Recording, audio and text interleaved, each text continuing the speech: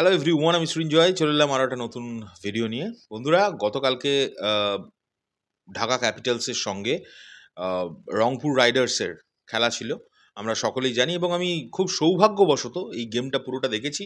কিন্তু একটু অন্য পথে দেখতে হয়েছে, বিকজ আমাদের এখানে টি স্পোর্টস বলে যে চ্যানেলটা আছে, তারা ইন্ডিয়াকে ব্যান করে রেখেছে।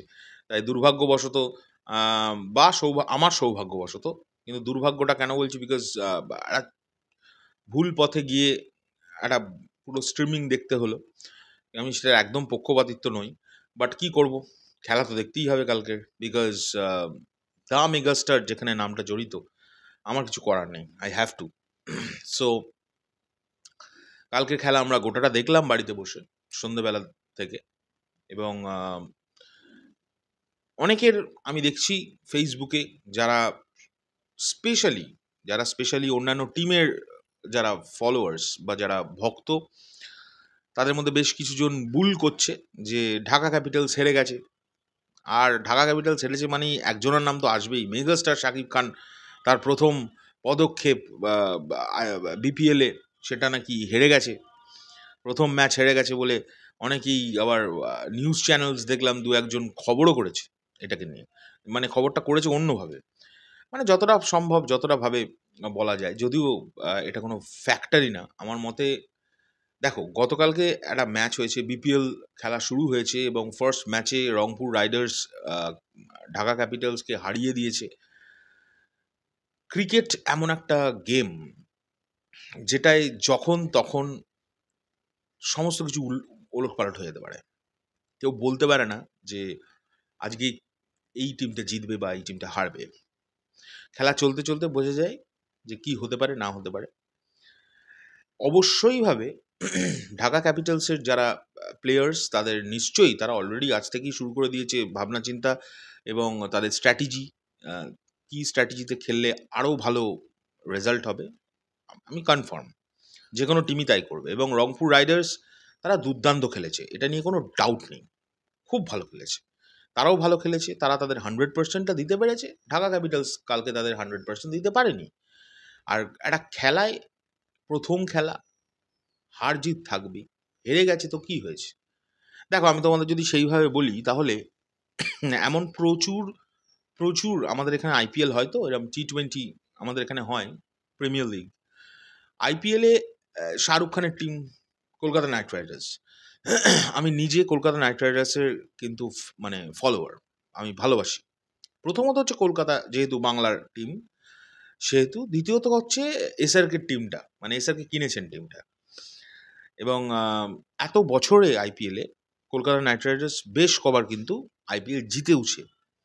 এরকম অনেকবার হয়েছে যে বছর আইপিএল জিতেছে সে বছরের প্রথম ম্যাচ কেকেআর হেরে গেছে, এবং শুধু প্রথম ম্যাচ না, এমন ভয়ঙ্কর ভয়ঙ্কর কিছু ম্যাচ হেরেছে যেগুলোতে আমরাও ভাবিনি বাবা এটা কি করে সম্ভব, হেরে গেল।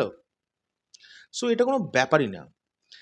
এই খেলার জগৎটা, আমি এই যে সকল সাংবাদিক বন্ধুরা বলো বা যে সকল ফ্যান্সরা বলো, আমি সাকিবিয়ানদের কথা বলছি না, অন্য স্টারদের ফ্যান্স যারা বুল করতে চেষ্টা করছে নানানভাবে, যে ওই তো ঢাকা ক্যাপিটালস হেরে গেল মানে শাকিব খানের হার হয়েছে। না বস, গেমের লাইফটাকে আলাদা রাখো, ফিল্মের লাইফটাকে আলাদা রাখো, দুটো আলাদা জিনিস। শাকিব ভাইয়ের এখন তিনটে সত্তা। এক হচ্ছে উনি একটা টিমের ক্যাপ্টেন বলছি, ওনার। দুই হচ্ছে তিনি একজন বিজনেসম্যান, একটা কোম্পানির ডিরেক্টর। 3 নম্বরটা সকলে জানে, he is the mega star of a country. তো তিনি কোনো একটা টিম কিনছে মানে সেই টিমটার ওপরে পুরো একটা দেশের ফোকাস থাকবেই, এটা নিয়ে কোনো ডাউট নেই। কিন্তু তিনি টিমটা কিনছে মানেই সেই টিমটা প্রত্যেকটা ম্যাচ ভাই জিতেই যাবে, এটা হতে পারে না। কারণ তিনি মাঠে নেমে খেলছেন না, প্রথমত। দ্বিতীয়ত, তিনি খেললেও এটা কখনোই, এটা একটা গেম। গেম কেন? গেমে কেউ বলতে পারে না, একটা আনপ্রেডিক্টেবল গেম হচ্ছে ক্রিকেট। সমস্ত গেম, যত গেম আছে পৃথিবীতে, তার মধ্যে one of the most unpredictable game হচ্ছে ক্রিকেট। কখন কে 6 মেরে দেবে, কখন কে বোল্ড হয়ে যাবে, কেউ জানে না।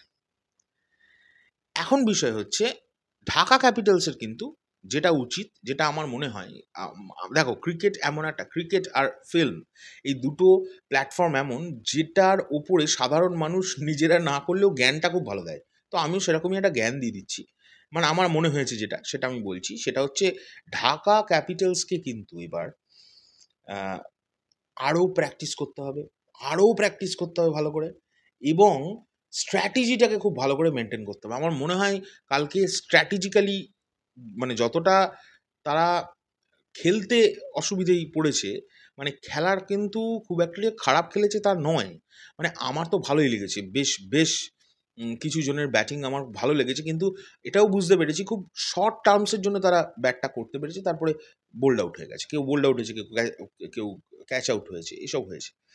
কিন্তু যেটা আমার মনে হয়েছে সেটা হচ্ছে স্পেশালি স্ট্র্যাটেজিক্যালি কিন্তু আমার মনে হয় তাদের কিন্তু এবার একটু খেলতে হবে। নেক্সট গেমটার দিকে আমরা নজর রাখবো। আর একটা ম্যাচ বা দুটো ম্যাচ বা ৪ টে ম্যাচ যদি হেরে যায়, কিচ্ছু যায় আসছে না। কিচ্ছু যায় আসছে না। কোনো ফারাকই পড়বে না। কারণ ক্রিকেট কখন কি হয়ে যায় কেউ জানে না।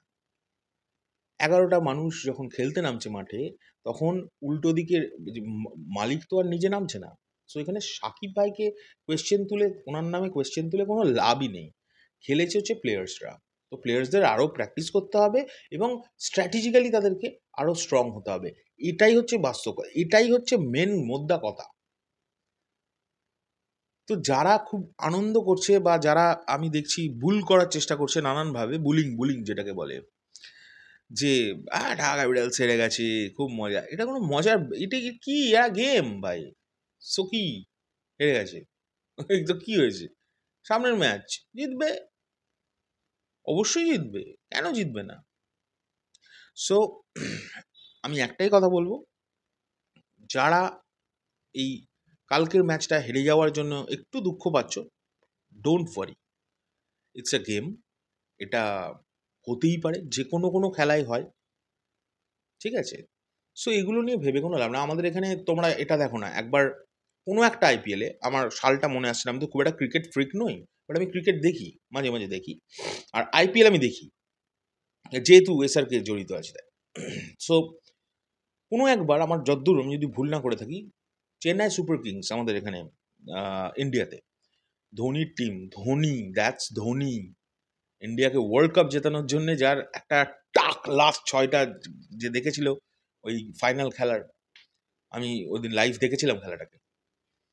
তো সেই লোকটার একটা টিম, মানে তিনি হচ্ছেন ক্যাপ্টেন টিমের, তার টিম হেরে গেছিল ফাইনালে গিয়ে। আমার একদম, আমি যদি ভুল না করে থাকি, আমাকে ঠিক করিয়ে দিও আমি যদি ভুল বলে থাকি। সো তার জন্য কি ধোনির কেরিয়ার শেষ হয়ে গেছে, বা ধোনি তার জন্য কি খুব ছোট হয়ে গেছে? একদমই না। It's a game. কখন কি হবে কেউ জানে না। যাই হোক, এখনকার জন্য ভিডিওটা এই পর্যন্ত। আমি মনে হয় যেটা বলতে চাইলাম সেটা বোঝাতে পারলাম।